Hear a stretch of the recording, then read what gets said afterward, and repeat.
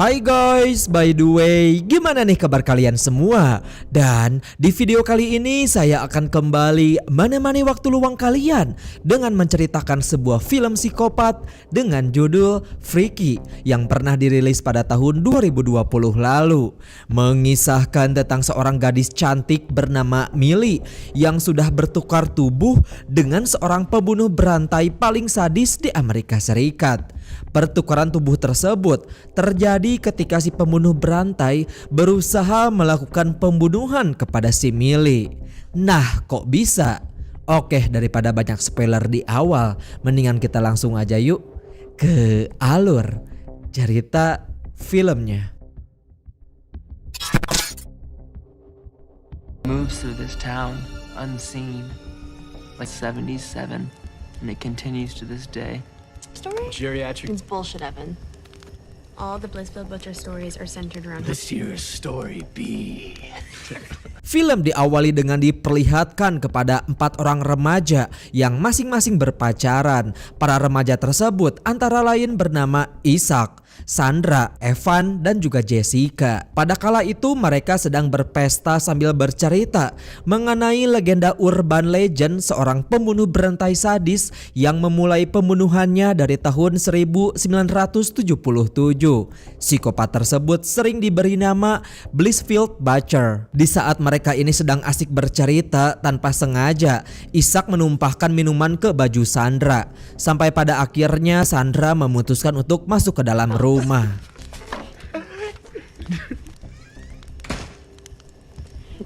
That's pretty cool.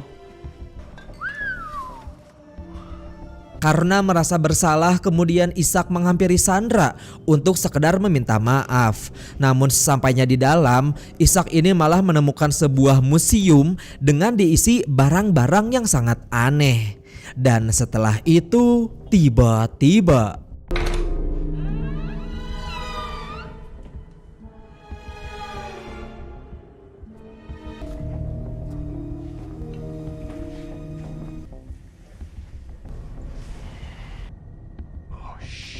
dia ini malah didatangi oleh sang psikopat yang sebelumnya mereka ceritakan. Psikopat tersebut lalu membunuh Isaac dengan cara menusuk bagian tenggorokannya.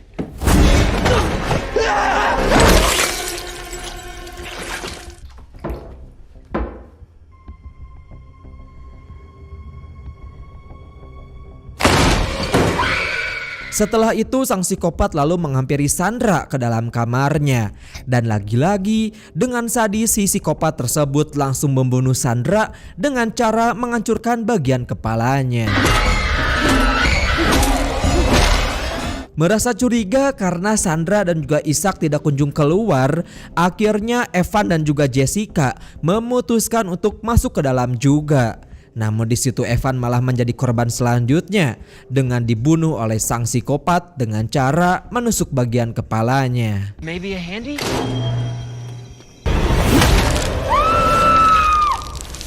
Melihat pacarnya sudah tewas, lalu Sandra masuk ke dalam rumah sambil dikejar-kejar oleh sang psikopat. Namun sayangnya persembunyian dia ini malah diketahui. Sampai pada akhirnya sang psikopat langsung membunuh Jessica sampai dia tewas.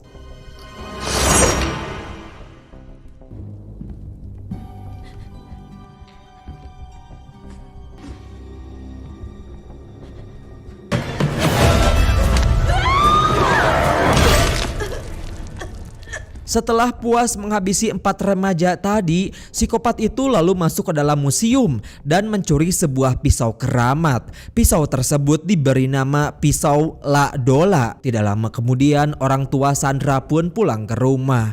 Namun di situ mereka langsung kaget setelah melihat keadaan anaknya yang sudah tewas tergantung mengenaskan.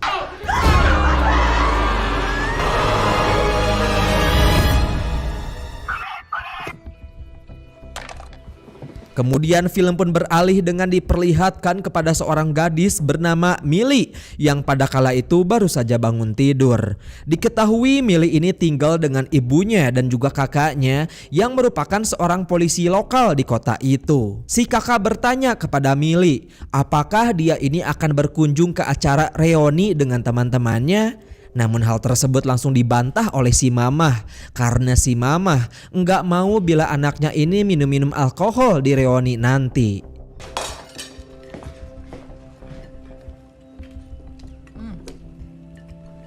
Pancakes are really good, Mom. Oh, thanks, honey.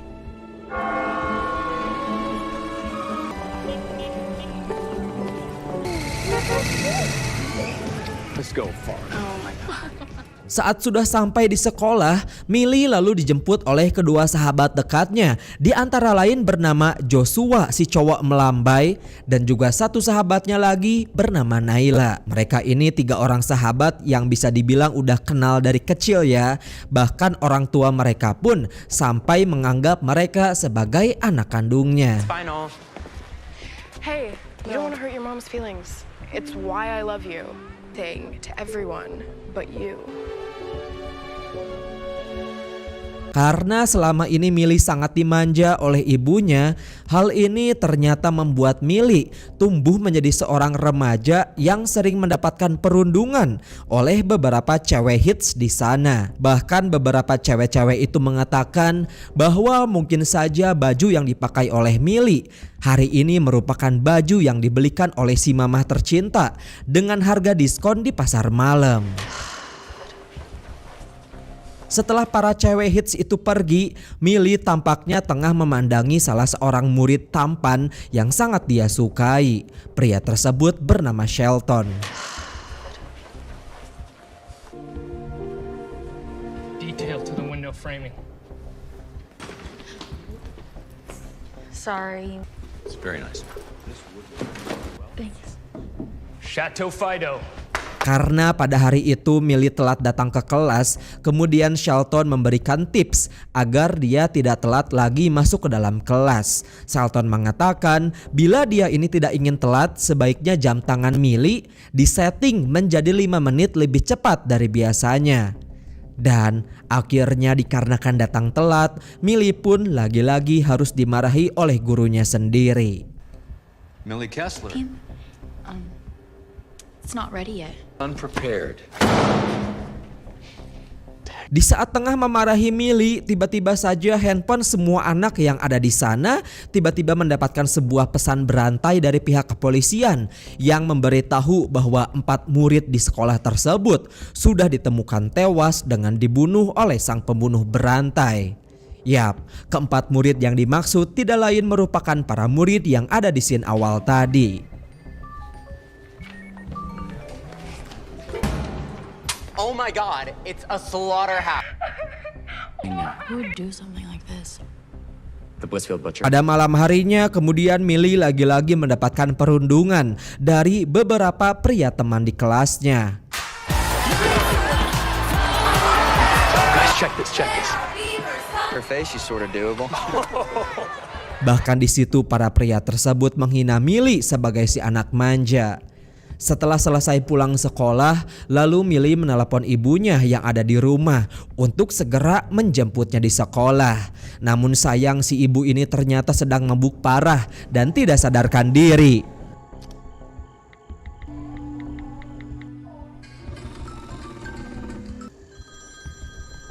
Dan kebetulan ternyata handphone Millie ini malah lowbat. Hal ini membuat Millie harus berdiam diri sambil ditunggu dijemput oleh orang tuanya.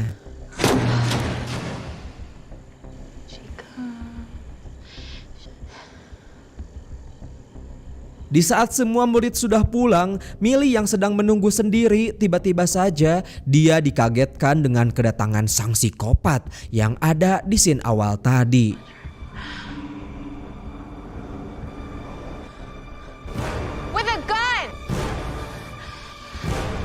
Millie sempat menakut-nakuti pria tersebut dengan mengatakan bahwa kakaknya merupakan seorang sheriff. Namun tetap saja perkataan itu tidak membuat sang psikopat takut begitu saja. Dia kemudian malah mengejar Millie dan berniat akan segera membunuhnya.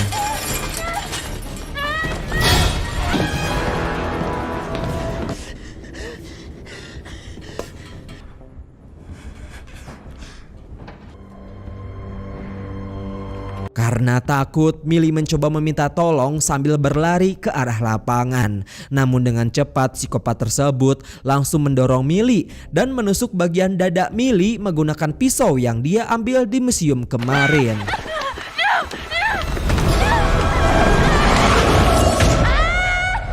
Untungnya kakak Millie pun datang menjemput Millie dan langsung menembak si psikopat yang pada kala itu berusaha kabur.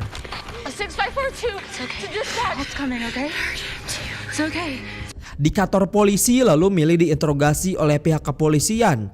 Bahkan pisau yang digunakan oleh si pembunuh ternyata tertinggal dan langsung disembunyikan oleh polisi untuk dijadikan barang bukti.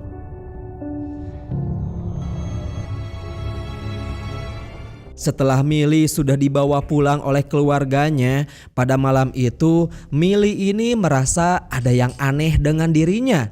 Dia jadi sering mimpi buruk dan bermimpi mengenai kejadian semalam.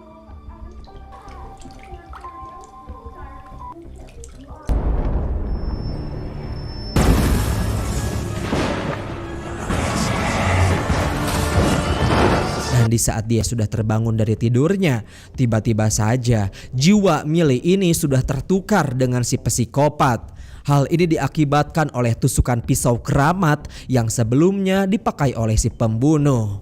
Melihat perilaku anaknya menjadi aneh, orang tuanya pun sempat merasa bingung nih guys. Okay then. You know what?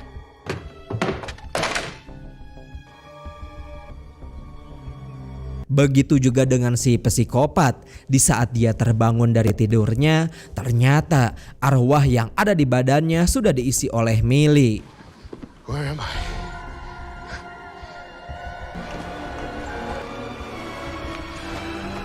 Di saat dirinya tengah bingung, lalu Millie didatangi oleh teman psikopat yang lainnya dengan menanyakan narkoba miliknya. Namun karena ini bukanlah Millie yang asli ya kan, Millie pun berkata bahwa dirinya itu sama sekali tidak memakai narkoba.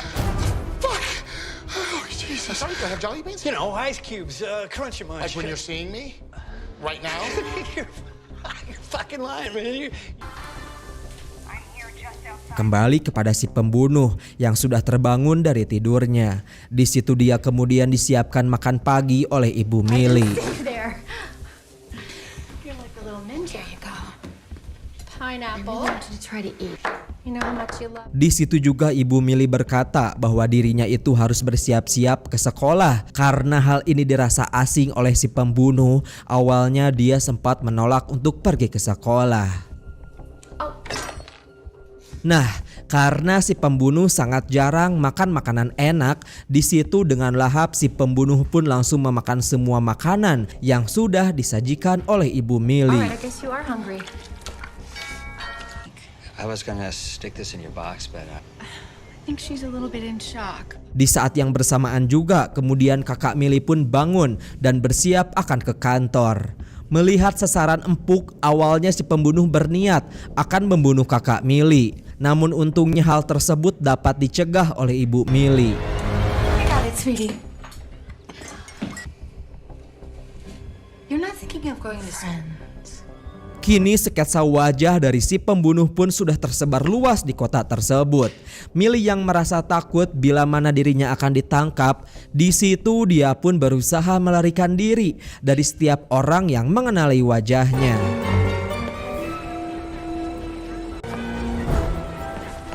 Mr. Daniels? Mr. Daniels!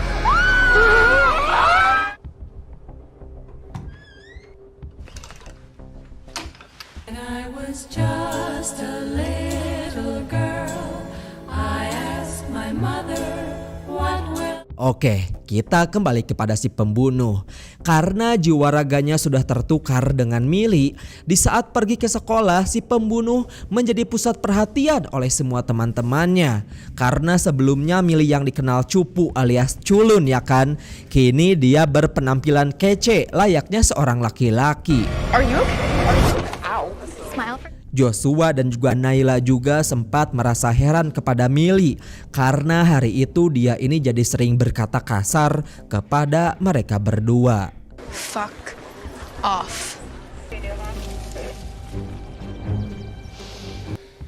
I'm a giant. Setelah itu kita diperlihatkan kepada gadis yang sebelumnya pernah membuli Millie. Di situ dia lagi-lagi membawa Millie ke sebuah ruangan sepi dan berniat akan menjahili dirinya tanpa mengetahui bahwa sekarang Millie bukanlah Millie yang asli. Did he, hello? Fine if you are.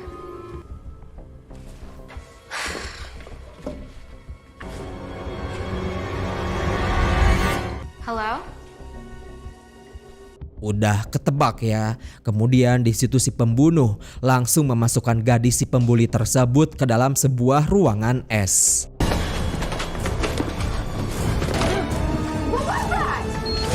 Dia kemudian menaikkan temperatur menjadi maksimal. Hal ini membuat si gadis pembuli langsung tewas kedinginan.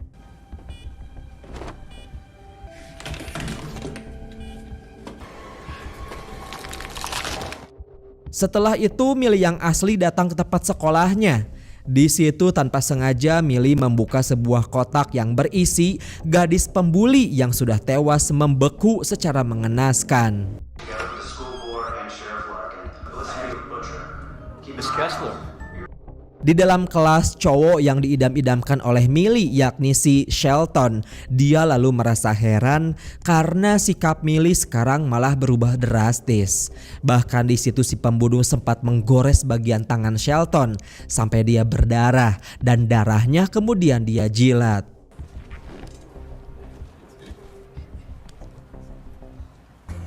God damn it, Millie. Something out of yourself. Pada malam harinya kemudian Millie yang masih ada di dalam raga si pembunuh, dia kemudian menghampiri kedua sahabatnya. Kedua sahabatnya yang mengira bahwa itu adalah si pembunuh, mereka pun langsung berlari ketakutan dan berteriak meminta tolong kepada semua murid. I'm just worried about her. Nyla, freak out. Guys. Di bagian belakang ruangan, Millie sempat menjelaskan bahwa dirinya ini adalah Millie yang asli. Namun tetap saja dikarenakan mereka menganggap bahwa dia adalah si pembunuh, Joshua dan juga Nyla langsung memukuli Millie. Josh, guys, stop. Josh. Okay, back up. Karena tenaga Millie lebih kuat dibanding mereka berdua. Sampai pada akhirnya Millie pun berhasil membuat mereka menyerah dan tidak lagi menyerang dirinya. Everyone's tired. We've done lots of hitting. Heal. Yeah? Nah guys, di saat Joshua dan juga Nyla lengah, Millie lalu memberikan kode-kode bahwa dirinya adalah Millie yang asli dengan menari-nari tarian khas yang hanya diketahui oleh mereka saja. TV show? Sabrina, the booger hooker. Sampai pada akhirnya mereka berdua pun baru percaya bahwa itu merupakan Millie yang asli. Right now, it's like you guys are smashing this shit out. Di situ Joshua dan juga Nyla mencoba membantu Millie dengan menyelidiki sebuah pisau yang pernah menusuk bagian bahunya oleh sang psikopat. Dan diketahui pisau tersebut merupakan sebuah pisau keramat dari nenek moyang terdahulu yang disimpan sampai sekarang di dalam sebuah museum. Millie, focus. Sorry. And then late last night, I kept hearing the dagger's name like this. Joshua. What, you know this is the boy. Like a floppy anteater. This it? Dagger used in ritual sacrifice. And your point? You should be able to read. Setelah itu Joshua dan juga Nyla lalu memberikan pisau tersebut kepada salah seorang gurunya yang mengerti tulisan jadul. Guru itu mengatakan bahwa arwah Millie dan juga si pembunuh akan bersifat permanen jika dalam waktu 24 jam Millie tidak menusuk balik si pembunuh. Esa cosa es pura maldad forjada en las almas de las dos personas se intercambian y... You are in my class. I'm dyslexic. Permanent? Sampai pada akhirnya setelah mengetahui informasi tersebut, Joshua dan juga Nyla berniat akan membantu Millie untuk mencari pisau itu kembali yang kini telah disembunyikan di kantor polisi. So you're saying if I don't stab him with the dola by Over there now. he's stuck in the spot. Guys,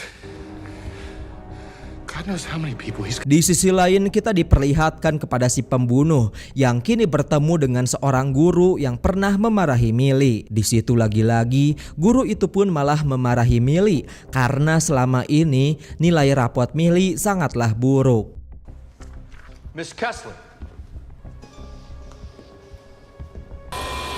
Turn that off! Karena tidak terima, si guru terus-menerus ngomong dan juga memarahinya. Si pembunuh langsung melakukan aksinya kembali dengan membunuh si guru sampai bagian badannya terbelah menjadi 2 bagian. I'll see you in the principal's office.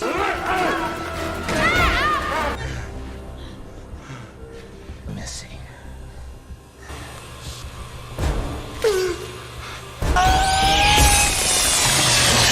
Setelah keluar dari ruangan si guru, tanpa sengaja si pembunuh berpapasan dengan Millie yang asli. Namun karena takut bila jati dirinya ketahuan, si pembunuh lalu berteriak sambil meminta tolong bahwa si pembunuh yang asli sedang ada di sini. Joshua, Niall dan juga Millie lalu memutuskan untuk melarikan diri dan berniat akan bersembunyi. Ma'am.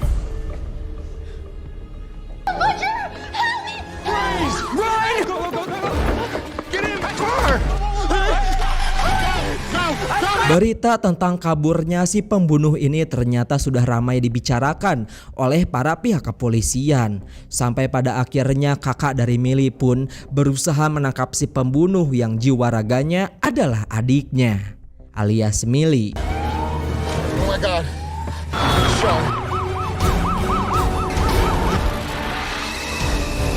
Dan agar tidak ketahuan oleh orang lain, Joshua lalu memberikan Millie sebuah topeng.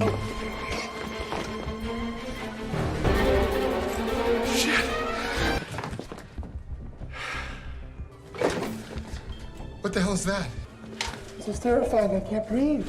Joshua lalu melihat sebuah postingan dari temannya bahwa kini si pembunuh sedang bersama dengan Shelton di sebuah bar terdekat di kota tersebut. Sorry. Oh, that's your face. Okay. I'm trolling Insta.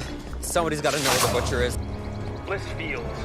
Karena takut akan terjadi apa-apa kepada Shelton, mereka bertiga lalu memutuskan untuk pergi ke bar tersebut. We should throw our own homecoming. Fuck the butcher. Okay, yes. Not bad.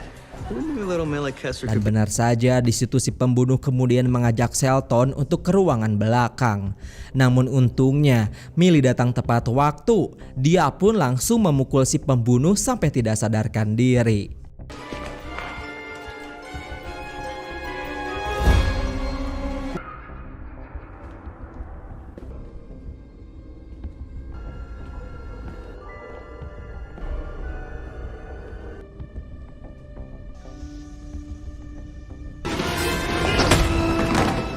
Oh my God. Setelah si pembunuh diikat di sebuah kursi, mereka berempat lalu berencana akan pergi ke kantor polisi untuk mengambil pisau yang sebelumnya dipakai oleh si pembunuh. Singkat cerita, setelah terbangun dari pingsannya, Millie lalu menceritakan semua kejadian yang telah menimpa dirinya, bahwa arwahnya itu telah ditukar dengan si pembunuh. Dry up, bitch. I mean, have you ever seen me dressed like that? I mean, I kind of like a... Awalnya Shelton tidak percaya begitu saja dan menganggap bahwa pria tersebut sudah halu. You ever seen me dressed like that? I mean, I kind of like a lot of what... You look great. Not lost, although I long to be. Namun setelah Millie menjelaskan rahasia Shelton yang pernah membuat sebuah puisi di dalam kelas, akhirnya Shelton pun baru sadar bahwa benar adanya itu adalah Millie yang asli. You love me. Lost is light. Leave me deaf and blind in the rushing wind. Namun agar si pembunuh tidak meloloskan diri, di situ si Joshua diperintahkan oleh teman-temannya untuk sekedar menjaga si pembunuh. What the hell was that? A few weeks ago, I found a poem. Oops.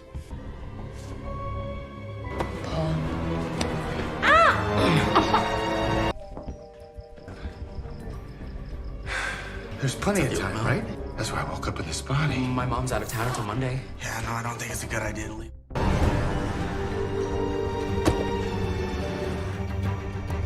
Setelah sampai di kantor polisi, lalu Niall masuk ke dalam kantor seorang diri, sementara Shelton dan juga Millie menunggu di dalam mobil. It's so crazy. But, you know, I felt oddly empowered being in this. I mean, it's ridiculous, but, Di dalam kantor, Naila kemudian bertemu dengan kakak Millie yang kebetulan sedang jaga shift malam. Dia kemudian lalu berteriak sambil meminta tolong bahwa si pembunuh sedang ada di luar sana. Akhirnya setelah kakak Millie mengecek keluar kantor, dengan cepat Naila langsung mencuri pisau tersebut. Oh my God! Sure! He's here. Outside behind the station. Okay.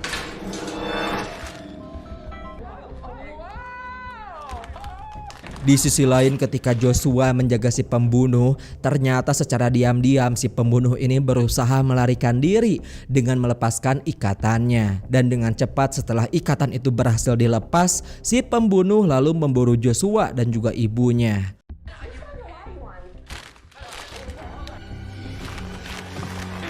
Namun beruntung, Joshua dan juga ibunya ini berhasil selamat dan bersembunyi ke dalam kamar.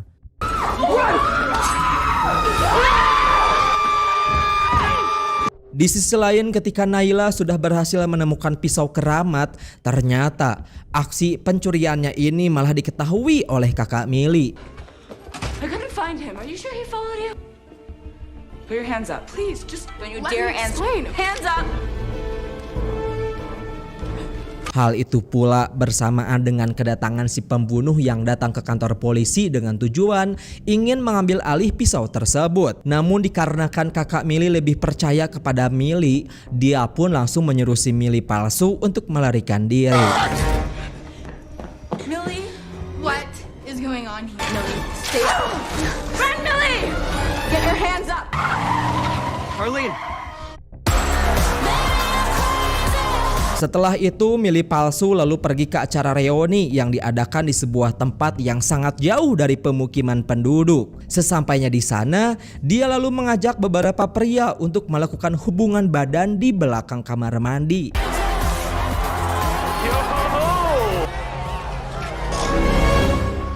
You good at math, Millie? Because the way I see it. Namun bukannya kenikmatan yang mereka dapat, para laki-laki hidung belang tersebut malah langsung dibunuh secara sadis oleh si psikopat sampai mereka tewas.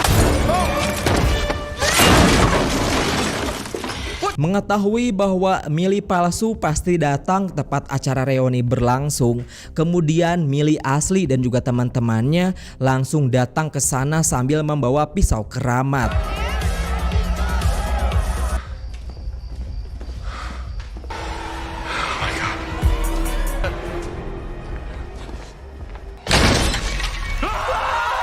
Dan di saat si pembunuh sudah berpapasan dengan Joshua dan berniat akan segera membunuhnya, untungnya Millie asli datang dan langsung mengajak Millie palsu untuk adu jotos.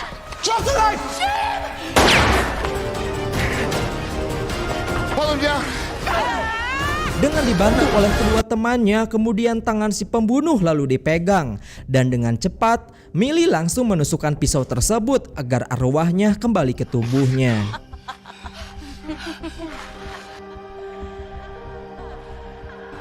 Saves my ass every time. Setelah si arwah kembali ke tubuhnya masing-masing dan si pembunuh yang akan mencoba melakukan penyerangan kepada mereka bertiga, untungnya pihak kepolisian pun datang dan langsung menembak mati si pembunuh. Setelah dinyatakan tewas, kini jasad si pembunuh berantai itu langsung dibawa ke rumah sakit untuk dilakukannya autopsi lebih lanjut. What the fuck? Just interrupt. Honestly, the best pain I've ever felt, I guess. What? Namun tanpa mereka sadari, ternyata si pembunuh berhasil terselamatkan. How empathetic. You'd seen the carnage? Stinker. So, Live your life. Lalu di akhir film kita diperlihatkan kepada si pembunuh yang kini kembali meneror keluarga Millie untuk sekedar membalaskan dendam.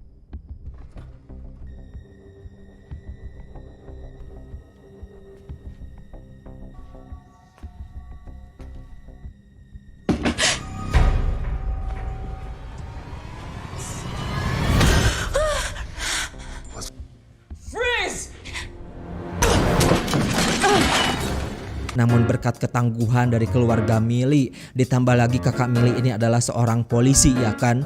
Pembunuh itu pun berhasil tewas ditusuk oleh mereka bertiga.